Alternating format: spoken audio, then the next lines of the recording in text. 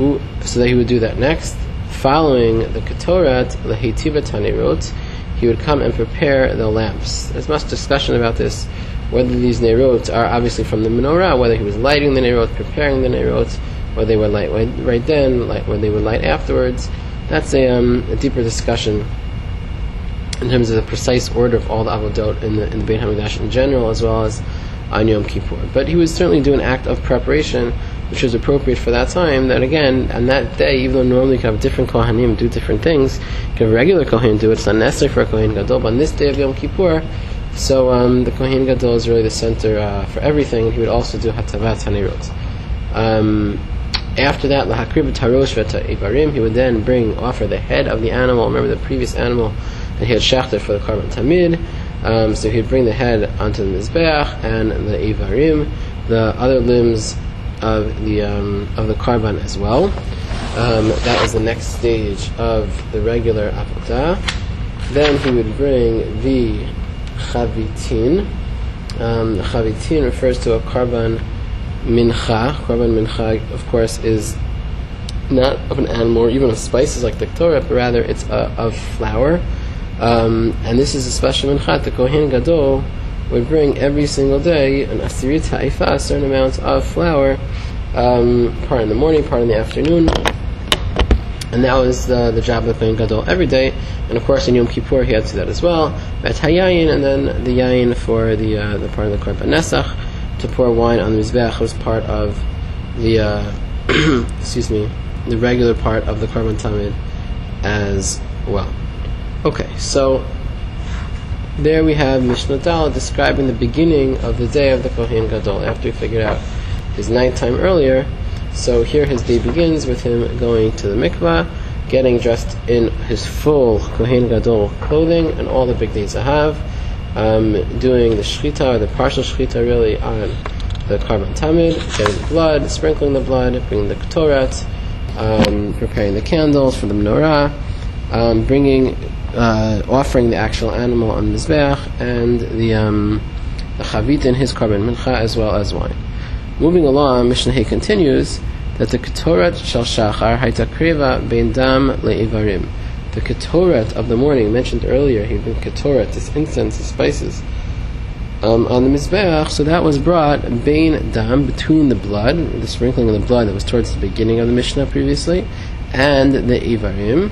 Right, as we learned, because the end of it, the end of what the Kohen was doing towards the end, was being Ivarim, and the Ketoret was done in the middle. That was when it came to Shel Shachar in the morning, as we've been discussing, the Karban Tamid of the morning. But Shel Bein Ha'arbayim, so then Bein Ivarim L'Nechasim, so the Karban of Bein Ha'arbayim, the Karban that was brought in the afternoon.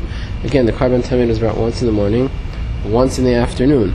So here of the Karban of the afternoon, so then Bein Ivarim L'Nesachim, that the Ketoret was brought between the Ivarim and the Nisachim. Nisachim, of course, is the yayin, the wine that was poured as part of the offering. If you remember in the Mishnah Dala that we just finished, so we had first he sprinkled the blood, the Kohen Gadol, then amongst other things he did the Ketoret of Shel Shachar, then he brought the Ivarim, and then the last thing, instead of Etz Hayayin, he would do the Nisuch Hayayin. So the Mishnah here is telling us that's very true when it came to the morning. When it came to the Karban Tamid brought in the morning, but the order changed in the afternoon, and in the afternoon the Ketoret wasn't brought till later, till right before the Nisachim. Rather than it's right before the Nisachim, but the other Avodot in between. In both cases, again, that's a discussion in the commentaries. But what's important here is just to understand the order of what the Kohen was doing. The Ketoret was brought in the order like we saw in the previous Mishnah, and the Karban Bein Harbayim, the order was different. The Ketoret would be brought later on.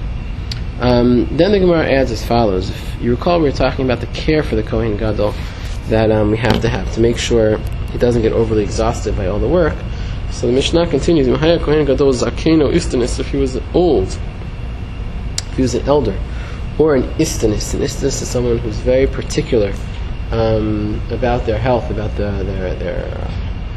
their feelings of their body. They're not able to deal with difficult situations well in terms of their physical body, and therefore in both these cases to go into a cold mikvah, particularly in the morning when the water is still cold, would be hard for them.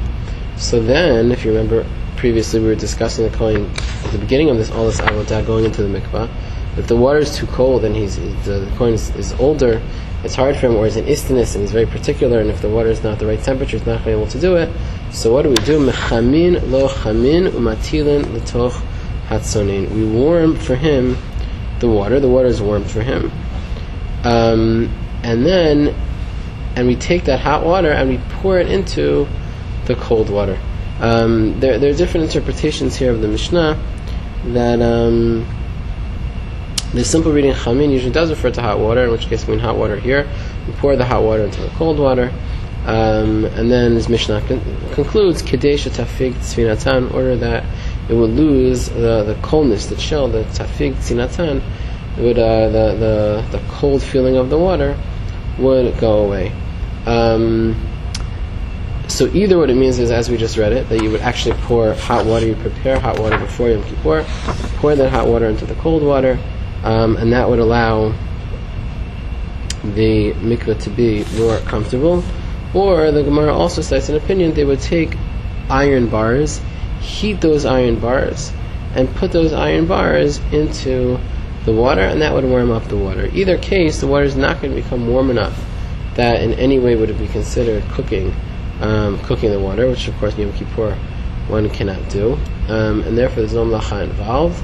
The discussion that comes up is if you take those thick pieces of iron, you throw them into the water, and you take hot iron, put it into cold water, that has a certain element of strengthening the iron, of making it stronger, which could be nishal makem patish, which leads to a whole discussion of the Gemara, where obviously you had no intention of makem patish, you didn't intend on making this iron any stronger, but yet you do it anyway, so is that considered a melacha or not? But regardless of that point, here again we have this theme coming up where we're trying to protect the Kohen Gadol. We want to make sure that the Kohen Gadol is able to do the avodah without any problems. And therefore, again, as we've seen over and over again, we make sure he's prepared, we make sure he knows what he's doing, we keep him awake, we tell him all the stories, we learn with him, we don't make him do the entire shechita, and now so far we make sure that the water is comfortable for him if he needs it. Okay, let's try to finish up Mishnah Vav here. Beit HaParva. They bring him to an area called Beit HaParva, an area, part of the Beit HaMikdash on the side, named for the family of Parva. Uva Kodesh Haita, and it was in the Kodesh, it was in the area set aside in the Beit HaMikdash, known as the Kodesh, and it wasn't just outside the Beit HaMikdash, it was actually in the area where they would do the Avodah. Persu Sadin Shabutz, Beinol Beina'am. So once again, as we saw earlier, they would put up that linen sheet between the Kohen and the Am, Kidesh Adav Raglav Ufashat. He would be Mekadesh, his hands and his feet. So here you have before him taking off this clothing, because now remember he's wearing already the big day kuna, he's wearing the big day zahav. So before taking that off, even he would do Kiddush Adayim Raglayim just for the purpose of taking it off, and Ufashat, he would take the clothing off. Meir Omer Pashat, no, at first he would take it off, and then Kidesh Yadav Viraglav. That now the proper order would be to take them off first, and then take them off. The question here seems to be whether or not this Kiddush Yadayim Viraglayim that you're doing is that a preparation for taking the clothing off, which is what the first opinion seems to hold, or is it in fact a preparation for the going into the mikvah and then putting on the next set of clothing, which Rameir would seem to be positing over here. So therefore, Rameir would say, according to the first opinion, you wash your hands and feet first, then you take the clothing off. You're basically preparing yourself for taking off the clothing. That itself seems to be something you want to show respect for, and therefore you wash first. According to Rameir, no. Once you're finished with the clothing, big days I have right now, you take them off, and then the Kiddush Adayim Raglayim you do before going into the mikvah is preparation for the next step. Anyway, so therefore the order would be different. The Mishnah concludes, Yarad v'taval, he went and he did tefillah, he went to the mikvah, Allah, he came up in his stapig, and he dried himself off, Heviolo big day lavan, they brought to him white clothing, lavash v'kidesh yadav v'raglav, he put them on, and he did it once again, Kiddush Yadayim v'raglayim. So here, I'm sorry, let's went through that last part quickly, which is important to note. Heviulo, this time, big day zahav. Right? Excuse me, I read that wrong. Heviulo, big day lavan. They brought him white clothing this time. If you recall, we mentioned earlier, that they would that he had the Bigdei Lavan, the basic clothing that every Kohen wore, and the Bigdei Zahav. So previously, until now, he was wearing the Bigdei Zahav, and now, in order to continue, he would wear the Bigdei Lavan. The difference between these two, so stay tuned for the next shiur.